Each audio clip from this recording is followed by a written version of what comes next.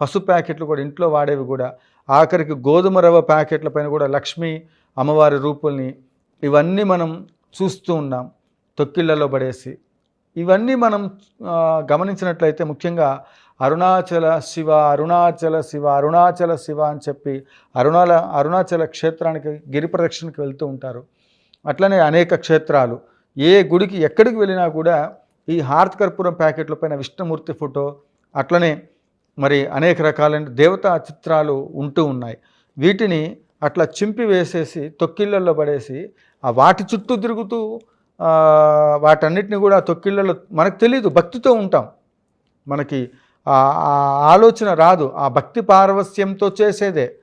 తెలిసి చేస్తున్నారని నేను అంటలేదు, తెలియకుండా భక్తి పారవస్యంతో స్వామివారి అనుగ్రహం కోసం ఉపచారాలు చేసే సమయంలో అది వెలిగించి అక్కడ మనం ఆ మిగతా ప్యాకెట్లను అక్కడ పడేయటం